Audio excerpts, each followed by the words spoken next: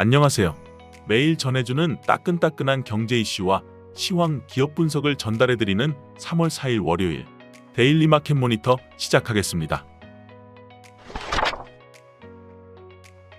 일일 시황 브리핑입니다. 먼저 오늘 마감한 국내 시황에 대해서 알아보겠습니다. 오늘 마감한 코스피 지수는 1.21% 상승한 2674.27로 장을 마감하였습니다. 코스닥 지수는 1.16% 상승한 872.97로 장을 마감하였습니다. 3월 1일에 마감한 해외 증시 시황에 대해서도 알아보겠습니다. 뉴욕 증시의 3대 지수가 델과 엔비디아 등 인공지능 AI 관련주 폭등 영향으로 일제히 상승 마감했습니다. 나스닥과 S&P 500 지수는 사상 최고치를 갈아치웠습니다. 1일 뉴욕 증권거래소에서 다우 지수는 전장보다 0.23% 오른 39,087.38로 거래를 마쳤습니다. S&P 500 지수는 전장보다 0.80% 오른 5,137.08로 나스닥 지수는 전장보다 1.14% 상승한 16,274.94로 마감했습니다. 오늘의 국내 증시 이슈는 어떤 게 있을까요? 첫 번째 이슈는 디지털 대성 강남대성 기숙 의대관 인수 추진입니다. 디지털 대성이 의대 입시 역량 강화를 위해 호법 강남대성기숙학원 주식을 취득한다고 4일 공시했습니다. 호법 강남대성기숙학원은 강남대성기숙학원의 의대관 운영을 담당하고 있습니다. 디지털 대성은 호법 강남대성기숙학원의 제3자 배정 유상증자에 참여해 신주를 취득할 예정입니다. 취득 예정 주식 수는 200만 주로 지분율 50%를 확보할 것으로 예상됩니다. 이번 지분 인수가 완료되면 호법 강남대성기숙학원은 디지털 대성의 자회사로 편입될 예정입니다. 취득 일자는 8월 말이 될 것으로 예상됩니다. 외부 평가기관의 주식 가치 산정 결과에 따라 취득 예정 금액이 확정됩니다. 디지털 대성은 호법 강남대성기숙학원 주식 취득 목적을 의대 입시 역량 강화 및 기존 강남대성기숙학원과의 시너지 창출이라고 밝혔습니다. 두 번째 이슈는 휴젤, 세계 최대 보툴리눔 톡신 시장, 미국 진출입니다. 휴젤이 세계 최대 보툴리눔 톡신 시장인 미국에 진출했다는 소식입니다. 관련 업계에 따르면 미국 식품의약국은 지난달 29일 휴젤의 보툴리눔 톡신 레티보 50유닛과 100유닛에 대한 신약 품목 허가를 결정했다고 밝혔습니다. 지난 2021년 미국 FDA 승인 신청에 나선 이후 3번의 도전 끝에 얻은 성과입니다. 이로써 휴젤은 세계 3대 보툴리눔 톡신 시장인 미국과 중국, 유럽에 모두 진출한 국내 최초 기업에 이름을 올렸습니다. 전 세계에선 3번째입니다.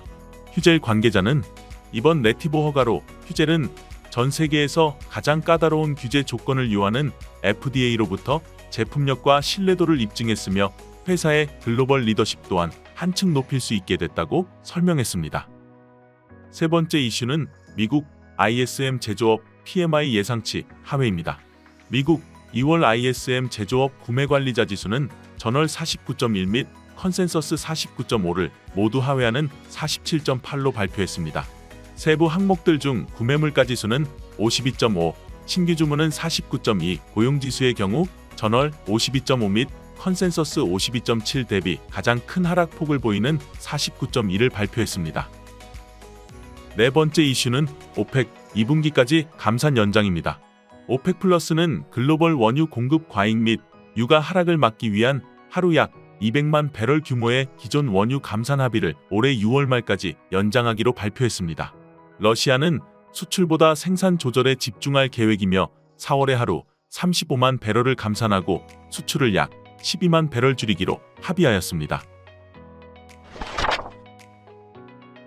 오늘의 기업 분석 리포트는 2024년 영업이익 약 6천억 원 전망 셀트리온입니다. 셀트리온은 작년 4분기 매출로 전년 동기보다 25.1% 감소한 3,826억 원, 영업이익도 전년 동기 대비 81.7% 감소한 184억 원을 기록하였습니다. 이는 교보증권 추정치를 하회하였는데요.